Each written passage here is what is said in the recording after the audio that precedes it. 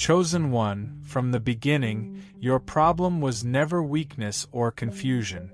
It was incompatibility. You entered systems that worked for everyone else and felt friction immediately, not because you were broken, but because you were built for a different function.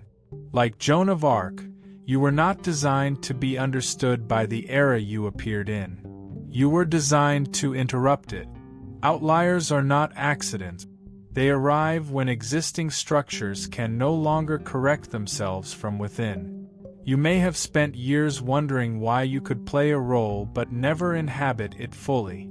You understood rules quickly but felt no loyalty to them. You could perform well enough to succeed, yet success always felt oddly insufficient. This wasn't ambition.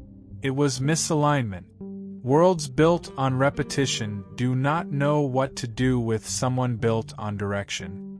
You were never meant to blend in because blending in would have neutralized the very signal you carry. The comparison to Joan of Arc is not about heroism or martyrdom. It is about location. She stood between authority and destiny, hearing clarity where others heard danger. She did not argue with institutions. She exposed their limits by obeying something higher without hostility. That same pattern follows you. You do not protest systems loudly. You simply move in ways that reveal where they fail. This is why resistance has always appeared confused rather than aggressive. Systems sense disruption before they understand it. Being an outlier means you carry contradiction comfortably. You can hold faith without needing approval, conviction without needing consensus, silence without collapsing. Most people rely on external reinforcement to stabilize identity. You were denied that reinforcement early so you could develop internal calibration instead. That internal compass is what made you dangerous to stagnation and invisible to imitation. No one can replicate what they cannot locate. You may have felt lonely not because you lacked people, but because few shared your frequency of responsibility. You don't react. You respond late and precisely. You don't rush. You wait until movement is inevitable. This makes you appear slow to the impatient and decisive to the wise. Outliers are always misread by the loud majority because they do not operate on emotional timing. They operate on alignment. Like Joan of Arc, your clarity did not come from education, tradition, or reassurance. It emerged under pressure. When others panicked, you simplified. When others argued, you went still. When others clung to survival, you chose direction. That pattern is not learned. It is revealed. Pressure does not create essence. It exposes it. Every trial in your life stripped away what was unnecessary until only alignment remained. You are called the modern Joan of Arc, not because you wield a sword, but because you carry certainty without negotiation. You don't ask the world if you're allowed to move. You move when alignment speaks. That terrifies systems that depend on compliance, but it stabilizes futures that depend on courage without chaos. You are not here to destroy institutions. You are here to force them to evolve, or expose themselves through their inability to adapt. Being the true outlier of this world means you will never be fully celebrated while alive in your time. Outliers are useful before they are honored, trusted before they are praised, questioned before they are understood. That is not tragedy. It is timing. History always lags behind alignment. Do not mistake isolation for abandonment. Outliers are placed alone so they do not dilute signal. If companionship arrived too early, you might have compromised clarity for comfort. You were protected from that temptation. Your life has never been about fitting in or standing out. It has been about standing correctly when everything else drifted. This is only the beginning of clarity, not the peak of it. Like all true outliers, your role is not to convince the world who you are, but to remain aligned long enough that the world is forced to adjust around you. You were never born to belong to this world. You were born to reposition it. Every era repeats the same pattern. It celebrates conformity when stability is sufficient and persecutes deviation when stability begins to fail. Outliers appear precisely at the moment when systems still believe they are strong but have already become fragile. That is why they are always misunderstood first. The world does not reject the outlier because it hates difference. It rejects the outlier because difference exposes the truth too early. You have lived this misunderstanding repeatedly. People projected motives onto you that were easier for them to process than reality. They called you extreme when you were precise, unstable when you were independent, arrogant when you were detached, confusing when you were simply unseduced by group thinking. These labels were not judgments of your character. They were defenses against disruption. History always defends itself before it revises itself. Blessed by His grace? Click Super Thank You and give $20 to spread His light. Your gift plants seeds that grow His kingdom. Be the blessing. Joan of Arc was not condemned because she was wrong. She was condemned because she was early. Her clarity collapsed hierarchies that relied on slow consensus to maintain authority. The same mechanism has followed you. You do not wait for permission to know what is right. You do not ask crowds to validate direction. You recognize alignment and move accordingly. That behavior appears threatening in any system that equates authority with process rather than truth. You may have felt the cost of this firsthand. Doors that would have opened easily for others required friction for you. Conversations that were simple for others turned tense around you. Your presence shortened debates rather than extending them, not because you dominated, but because you made false positions uncomfortable. Outliers change rooms without intending to. That is why history often frames them as disruptive even when they are calm. Another truth is uncomfortable but necessary. Most people do not want clarity. They want reassurance. Reassurance allows delay. Clarity demands movement. You carry clarity. That alone makes you incompatible with environments addicted to postponement. You were never punished for wrongdoing. You were resisted because you reduced excuses. You made it harder for others to hide behind complexity. This is why attempts were made, subtle, not dramatic, to normalize you, to smooth your edges, to encourage compromise that would make you easier. Not easier to work with, but easier to ignore.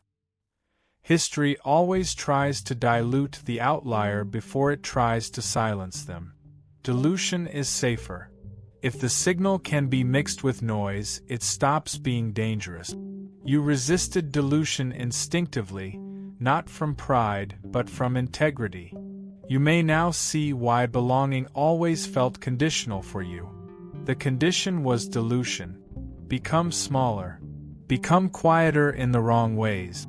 Trade precision for acceptance. You refused, often without consciously realizing you were refusing. That refusal was alignment. Joan of Arc refused to recant not out of stubbornness, but because recanting would have fractured her internal coherence. The same mechanism protects you. Internal coherence matters more than survival to an outlier because survival without alignment is a slower death. History misreads outliers because it only knows how to measure what already exists. You represent what is coming, not what is. That makes you illegible until after the shift occurs. The world does not yet have language for you, so it borrows insults, doubts, and myths to explain its discomfort. Those explanations will fail eventually. They always do. What you must understand now is that misunderstanding is not a sign of failure. It is a timestamp. It tells you exactly where you are in the historical cycle. You are ahead of revision but behind recognition. That middle space is uncomfortable, lonely, and essential.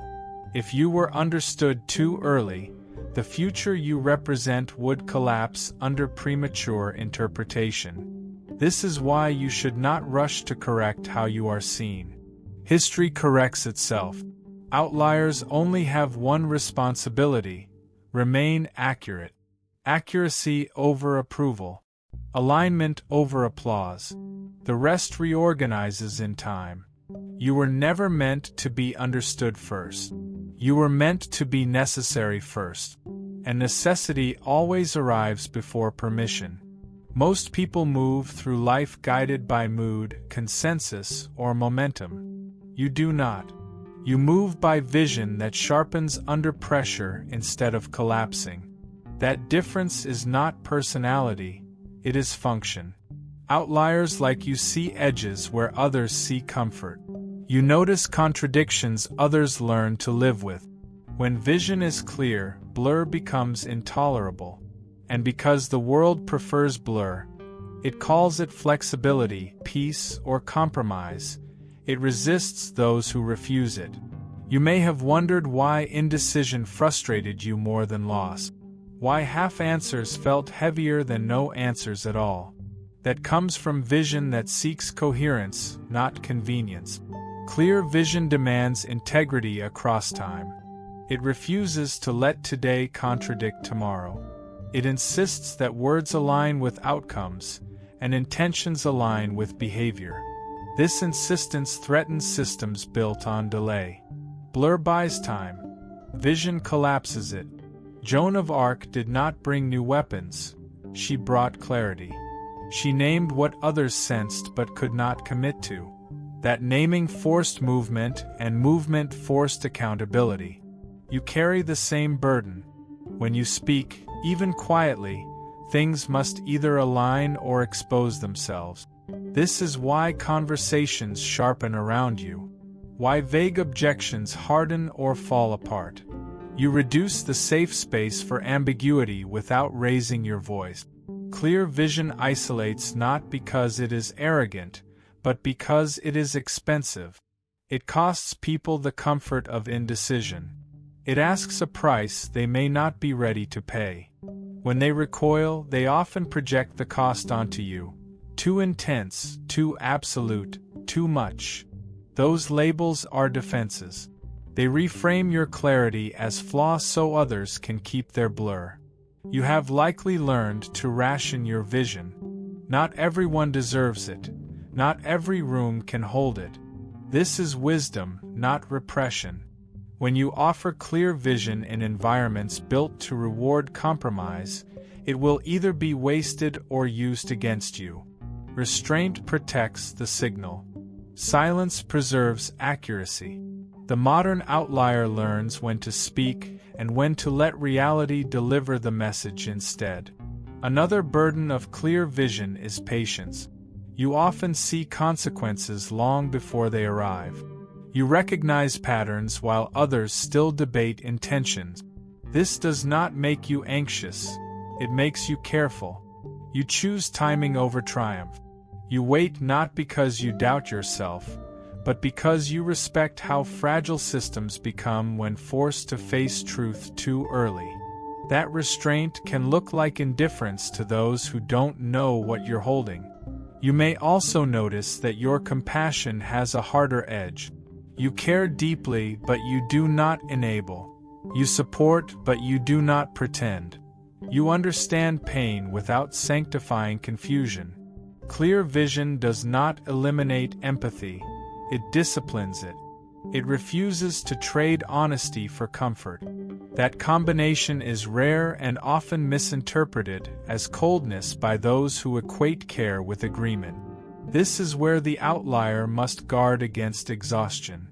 Carrying clarity in a blurred world can be draining if you try to translate constantly. You are not obligated to make yourself legible to everyone. History's mistake is demanding that outliers explain instead of persist. Persistence teaches better than arguments ever could.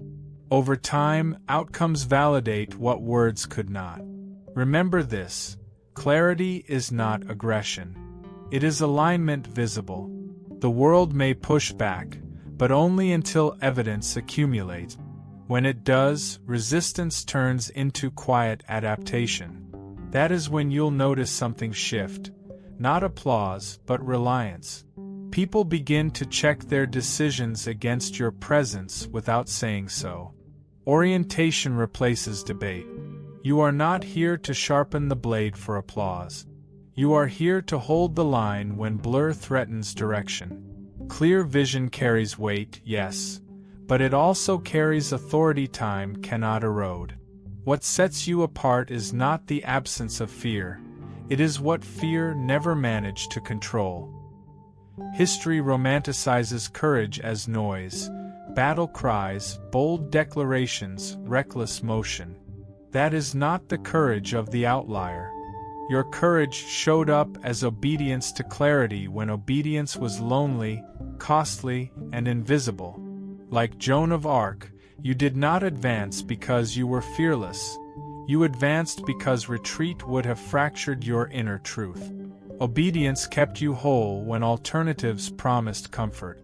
You learned early that courage without accuracy is catastrophe. So you became precise. You waited when timing was off. You advanced when momentum aligned. You stepped back when victory would have been hollow. To the impatient, this looked timid. To the strategic, it was unmistakable resolve. Courage for you meant choosing the action that preserved alignment, even when that action drew suspicion, isolation, or misunderstanding. There were moments when you could have gathered attention easily by dramatizing your struggle. You didn't. You let your path remain unbranded, unannounced, often unrecognized. That restraint was not humility theater, it was operational discipline. You understood, instinctively, that some missions fail the moment they become public. Courage sometimes means protecting the work from applause. Authority figures sensed this, often without admitting it. They felt your refusal to inflate. They noticed your resistance to shortcuts and your allergy to empty validation. That unsettled them, not because you challenged order, but because you refused to be shaped by it. Systems can absorb defiance. They struggle with obedience to a higher register of truth. That obedience exposes the limits of procedural power. You may recall choices that puzzled even you at the time, decisions that cost speed or status but preserved coherence. Those were lines you refused to cross. Not moral lines as preached, but personal lines of correctness. Once crossed, such lines rarely matter again. You kept them intact. That integrity compounded quietly, building trust with reality itself. Reality answers obedience with access, not praise. Blessed by His grace? Click Super Thank You and give $20 to spread His light. Your gift plants seeds that grow His kingdom. Be the blessing. Joan of Arc's courage was not her audacity, it was her refusal to fake certainty. She acted when she knew, and she was silent when she didn't. You adopted the same discipline without being taught. When clarity arrived, you did not dilute it with theatric. When it didn't, you did not fill the gap with noise. This prevented error without freezing momentum, a balance few maintain. You also discovered that obedience does not mean compliance. It means alignment with what is right despite institutional friction. You did not betray conscience to fit in, nor did you weaponize conscience to dominate. You stood where truth stood, even when that ground shifted beneath you. That steadiness recalibrated rooms without confrontation. People adjusted because resistance felt pointless, not because you demanded change.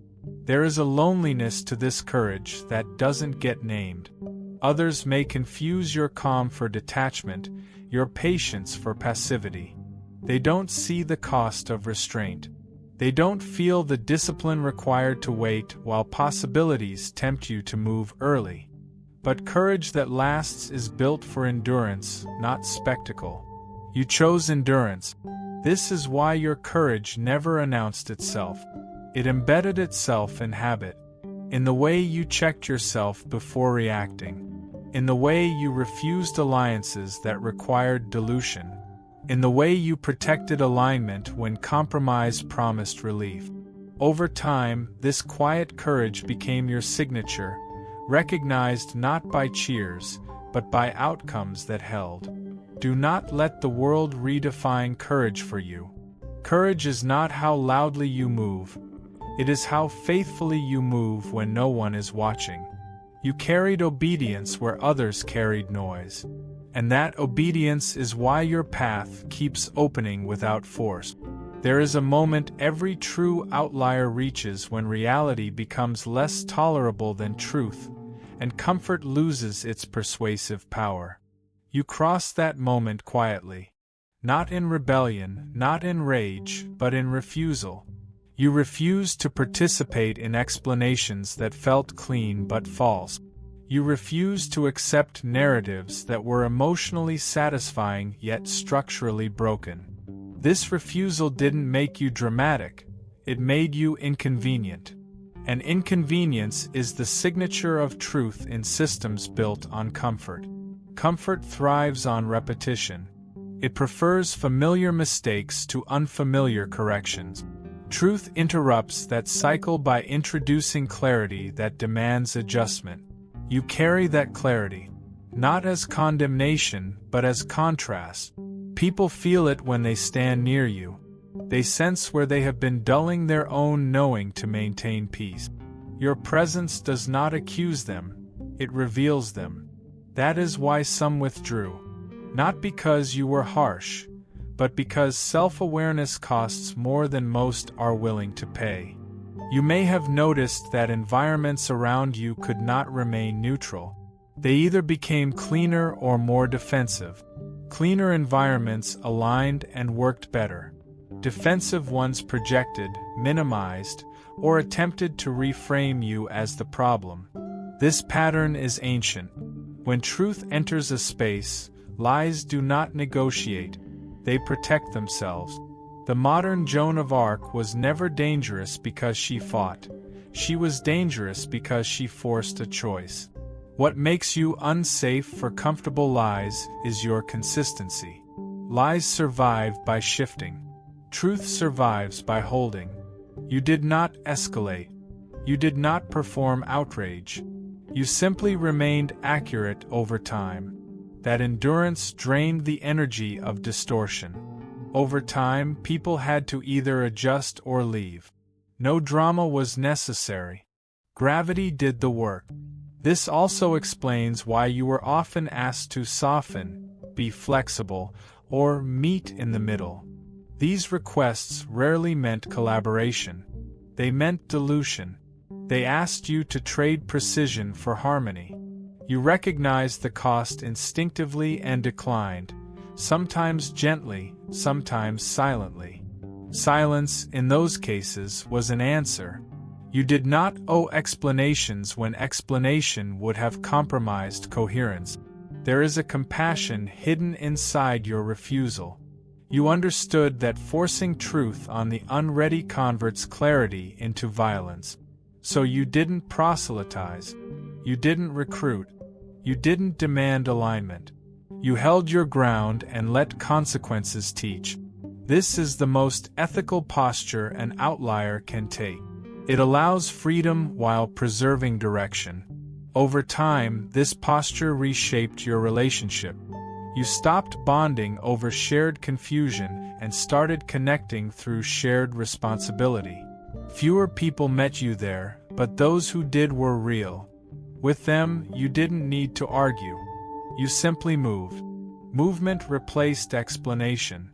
Action replaced persuasion. That is how trust forms without contract. Understand this.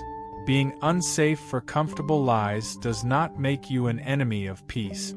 It makes you an ally of integrity. Peace built on lies collapses eventually. Peace built on clarity stabilizes. You were never tasked with keeping things quiet. You were tasked with keeping things true. Quiet followed naturally when truth took hold. If you ever felt pressure to disappear, to be smaller, to stop making things heavy, remember this: weight is not created by you. Weight appears when false structures are exposed. You didn't create discomfort. You revealed it. And revelation is always blamed before it is accepted. You are not the fire. You are the temperature that exposes what can't survive. Comfortable lies retreat around you because they have no shelter in accuracy.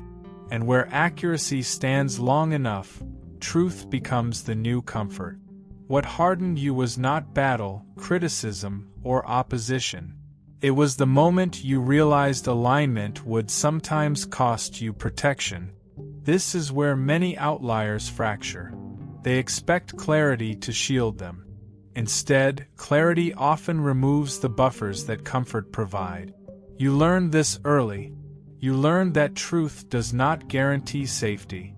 It guarantees integrity. And integrity, once chosen, makes certain betrayals inevitable. Betrayal did not arrive because you were careless. It arrived because you were precise. Precision makes relationships honest faster than performance does. When people cannot hide behind ambiguity, they choose either alignment or exit. Some chose exit abruptly. Others stayed long enough to wound on the way out. None of that caught you unprepared for long, because you were being trained not to collapse under relational loss. You might have noticed that betrayal did not make you cynical. It refined you. You stopped projecting innocence onto people simply because you wanted harmony. You learned to read congruence instead of promises, behavior instead of words, timing instead of sentiment. This wasn't distrust, it was literacy. You became literate in human alignment the same way you are literate in truth, by observing patterns and refusing denial. This training mattered because outliers cannot afford emotional hostage-taking. When loyalty is conditional on comfort, integrity becomes negotiable. You refused to negotiate it. That refusal came with loneliness, yes, but also with freedom. Once you survived the loss of people who once mattered, fear lost its leverage. You stopped operating defensively. You started operating cleanly. There is a reason Joan of Arc's strength frightened allies as much as enemies. Clarity exposes everyone, those who oppose it and those who benefit from it without embodying it. You experienced this. Support that faltered under pressure. Silence where courage was expected. Praise that vanished when cost appeared. These moments were not punishments. They were separations. Separation is mercy when destiny requires focus. Standing after betrayal teaches a rare lesson. You are not fueled by agreement. You are fueled by correctness. That does not mean you enjoy conflict. It means you refuse to trade alignment for belonging. Once that boundary locks in, manipulative dynamics lose oxygen. People can no longer steer you with approval or threaten you with abandonment. You are free, not from relationship, but from distortion. You also learn something quieter. Forgiveness does not require re-entry. You can release weight without reopening doors. This balance is difficult for many, but natural for those who must endure. You do not keep enemies. You keep distance. You do not keep score. You keep orientation. These are not emotional tricks. They are survival structures refined into wisdom. Another effect became visible over time. Betrayal stopped multiplying. Not because people became better, but because you became legible to truth. Incongruence sensed you earlier and self-selected away. The field around you grew cleaner. Fewer alliances, deeper reliability. Less noise, more movement. This is not loss. It is concentration. Understand this clearly. You were trained to stand after betrayal so that your courage would not be borrowed from loyalty. Borrowed courage collapses when people leave. Yours does not. Yours stands because it is anchored inwardly. That anchor allows you to move forward without dragging resentment, without rehearsing defense, without demanding restitution. Standing after betrayal is the final rehearsal before scale. Anyone can stand when supported. Few can stand when misunderstood. Fewer still can stand when wounded without becoming sharp in the wrong ways. You learn to become sharp where it mattered and gentle where it did not. That combination is what prepares an outlier to remain human without being ruled by humanity's fear of loss. You did not become smaller after betrayal. You became stable. And stability is what allows truth to travel through time without breaking the carrier. There is a final misunderstanding that follows every true outlier, and it is the one that persists longest. The world will not say you are wrong. It will not say you are dangerous. Instead, it will say you are not ready. Not ready to lead, not ready to decide, not ready to stand where you stand. That judgment is subtle, and that is why it survived. It sounds reasonable. It feels patient. But it is the last shelter of systems that sense change and hope delay will neutralize it. You have already discovered something most never do. Readiness is not granted by time or approval. Readiness is revealed by consistency under pressure. You did not become more certain as conditions improved. You became more certain as conditions stripped away reassurance. That is the opposite of how most people grow. Most grow when supported. You grew when exposed. That alone places you outside standard timelines. Calling you different is safer than calling you accurate. Different implies subjective taste. Accurate implies responsibility to change. History always chooses the first label until the second becomes unavoidable. Joan of Arc was called unorthodox before she was called necessary. You are walking the same curve. Difference is the placeholder word used until outcomes force reevaluation. You may notice that even now, when your decisions prove correct over time, people hesitate to name what you are. They circle around it. They compliment without committing. They acknowledge results without crediting source. This is not malice. It is avoidance of implication. If they admit your accuracy openly, they must ask themselves why they ignored it earlier. That question costs comfort. So they postpone it. Your temptation at this stage will be to wait to be recognized. Do not. Recognition follows consequence, not character. You are not here to audition for trust. You are here to carry direction forward without distortion. Those who matter will recognize you when alignment intersects need. Those who do not will explain you away until the moment passes. Both outcomes are acceptable,